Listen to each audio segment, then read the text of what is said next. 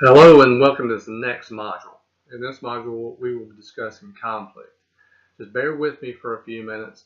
I'll be able to connect the dots and everything for you.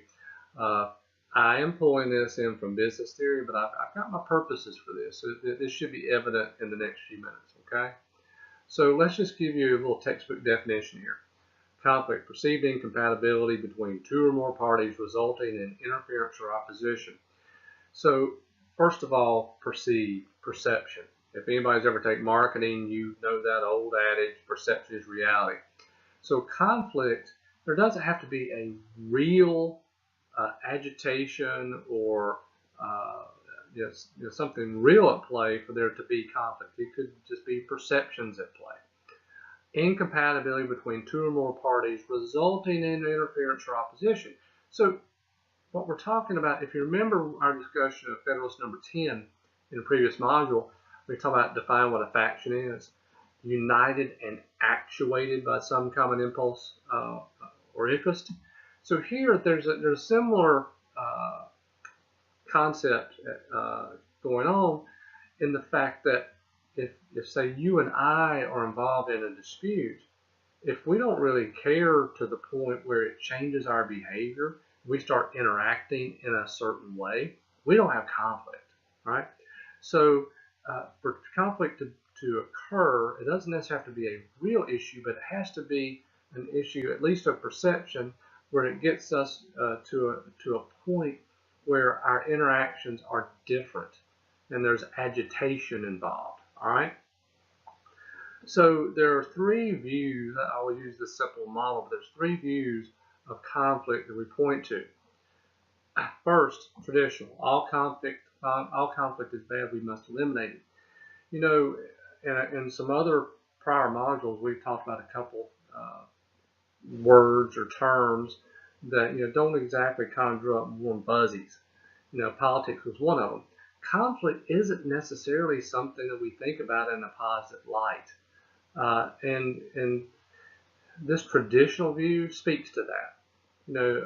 Maybe you've worked somewhere where your manager or your boss, they just don't want to hear it, or if you just think back to your childhood vacation trips and your parents saying, "If I pull the car over," you know those situations. But all conflict is bad. We just have to get rid of it, right? It's unhealthy. Now the human relations view is a little bit different. Conflict is inevitable. Live with it, right? Um, I used to work, previous employer years ago. All new hires within the first year had to do a Myers-Briggs workshop. If you ever take a Myers-Briggs personality test, you know what I'm talking about. If you haven't, well, Myers-Briggs just helps you better understand what your personality is, how it interfaces with others. Now, when I took that workshop, one of the takeaways was that you understood why you didn't like someone on the other side of the room, even though you didn't know them. Your personality did not necessarily play well with theirs. Personality conflicts. So I just explained one example where conflict is inevitable. And that's just one dimension of personality. There are all other issues that could, or originations of conflict that could bubble up. But from this standpoint, conflict is inevitable, right? So we just need to live with it. Now, lastly, the interactions view. Some conflict is necessary for the overall health of an organization. This is basically saying, conflict is inevitable, but let's leverage it. Let's use it for the overall benefit of the organization. Now, a couple things about this. One, I used to work with a woman years ago, good as gold, but she'd argue hard-headed. And many, many times we would have these discussions, lively discussions, and I'm not saying it got heated or emotional, but we had some lively debate. And so a lot of times after 30, 45 minutes, I'd say, "Lynn, we're saying the same thing." She would just say, "Yeah, but you aren't saying it right." She'd walk away. So that kind of gets back to that whole perception thing. But what happened? At the end of the day, did we butt heads a little bit? Yeah. But our understanding of whatever concept we we're talking about was better and deeper because of that interaction. I also remember an interview with Magic Johnson from years ago, and the interviewer was asking him, well, what drove you to be so great? What drove you to be so good? He laughed and said, Larry Bird. And so what I'm really painting a picture of here is, I didn't write the textbooks on conflict as a course of study. I would have picked a different word, competition. All right. So with conflict here, as we're explaining it, there's healthy and unhealthy. Now let me go to the next slide and show you the graphical representation here. So what you have here is organ effectiveness on one dimension, and my bright and shiny face is covering up the some of the chart on the lower right, but the level of conflict, right? And what you see here is just a bell curve. Now in the middle of that bell curve, you see a vertical red line. So that vertical red line really just represents the optimum level of conflict, okay? So if we think about this side of the curve, yeah, we understand that. That's normally what we think about with conflict, that it's unhealthy, it's toxic, we get that, all right? But if we think about this side of the curve, this is where it can be just as dangerous, right? So over on that side, everybody's fine. Everything's good. There's nothing to change. There's nothing to do. There's no devil's advocate, no dissenting opinion. And for those of you who are business majors, you've heard the concept groupthink. This is where everybody thinks the same thing, and that can be dangerous, right? So there has to be some optimum level of agitation in an organization to get the ideas out there, flushed out, argued out, you name it. Now, hopefully at this point you've understood why I've taken time out and given you a module on conflict in the middle of a series of American Constitution modules. Well, the framers, when they built the Constitution, when they wrote the Constitution, they basically drafted conflict. The three branches of government are pitted against each other. They have to coordinate and cooperate with each other, and it's organized conflict, right? And I've used hopefully a couple different times of the series of these modules, and hopefully this conflict produces better policy, better dialogue, as opposed to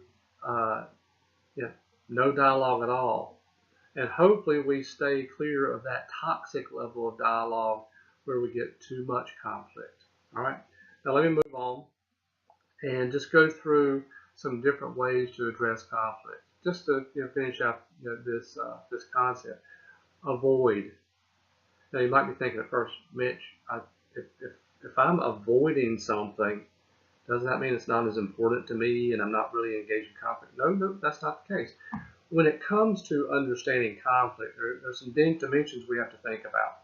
We have to think about the power disparity between the parties, as well as maybe how important the relationship or issue is to the relative parties as well. So in this case, think about it this way. If I'm in a lesser power position, let's say if I confront you in an issue we have conflict over, you might eat my lunch.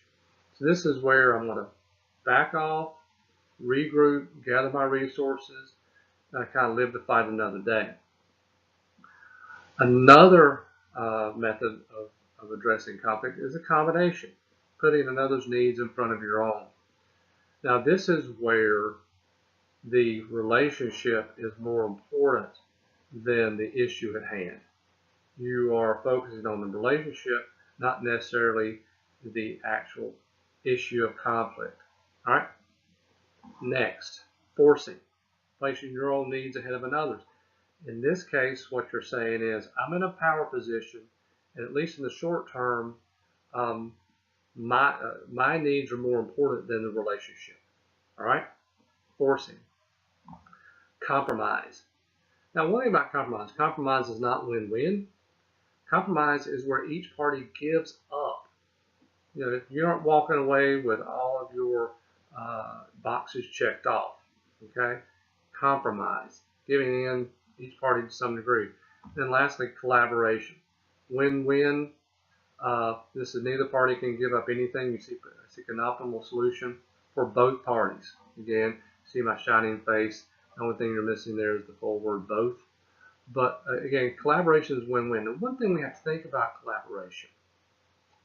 If you study a lot of project management material, that's what they really push, collaboration, that win-win. But guess what? It isn't always possible. Either one, we don't have enough time and resources to hammer out a solution that everybody's needs are met. But also, too, it could very well be the issue at hand, my position and your position could be mutually exclusive. There's no way both of our issues can be fully satisfied.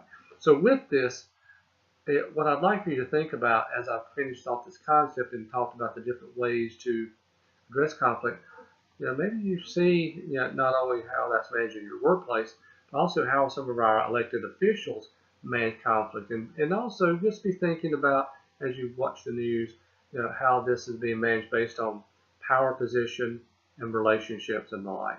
With that, that's the end of this module, and we'll pick it up with you on the next one. Thank you.